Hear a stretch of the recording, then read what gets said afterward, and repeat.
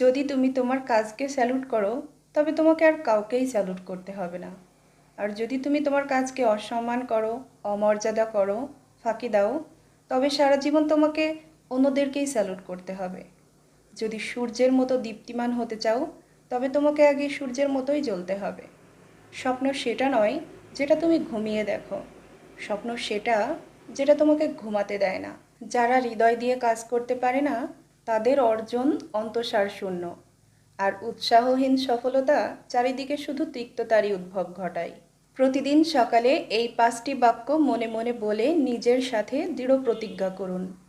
আমি সেরা, আমি করতে পারি, সৃষ্টিকর্তা সর্বাবস্থায় আমার সাথে আছেন, আমি জয়ী, আজকের দিনটা শুধুই আমার। ভিন্নভাবে চিন্তা করার ও উদ্ভাবনের সাহস থাকতে হবে, অপরিচিত পথে চলার, অসম্ভব জিনিসকে আবিষ্কার করার ও সমস্যাকে জয় করে সফল হওয়ার সাহস থাকতে হবে। আর এসব মহাগুণের দ্বারাই তরুণ সমাজকে চালিত হতে হবে। জীবন একটি কঠিন খেলা, আর ব্যক্তি হিসেবে নিজের মৌলিক অধিকার ধরে রাখার মাধ্যমেই তুমি শুধুমাত্র সে খেলায় জয়ী হতে পারবে।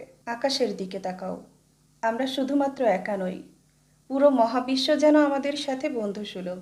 আমরা যারা স্বপ্ন দেখি আর সেটা বাস্তবায়নের জন্য চেষ্টা করি, পুরো মহাবিশ্ব যেন শুধুমাত্র তাদেরকেই শ্রেষ্ঠতা দেওয়ার জন্য চক্রান্তে লিপ্ত। উৎকর্ষতা একটা চলমান প্রক্রিয়া, আর এটা কোনো আকস্মিক ঘটনা নয়। যদি একটি দেশকে দুর্নীতিমুক্ত আর সুন্দর মনের মানুষের জাতিতে পরিণত করতে হয়, তবে এক্ষেত্রে শুধুমাত্র 3জন সক্রিয় সামাজিক সদস্যই ব্যাপক পরিবর্তন আনতে পারে। আর তারা 3জন হলো বাবা, মা আর শিক্ষক। সমস্যাকে কখনো এড়িয়ে যেতে চাইবে না, বরং সমস্যা এলে তার মুখোমুখি দাঁড়াবে। মনে রাখবে, সমস্যা ছাড়া সফলতায় কোনো আনন্দ নেই, আর সব সমস্যারই একটা অবশ্যই সমাধান আছে। জীবনের বাস্তব জ্ঞানের অভিজ্ঞতা থেকে আমরা শুধুমাত্র 4টা বিষয়ের উপরেই নিজেদেরকে প্রতিষ্ঠিত রাখতে পারি।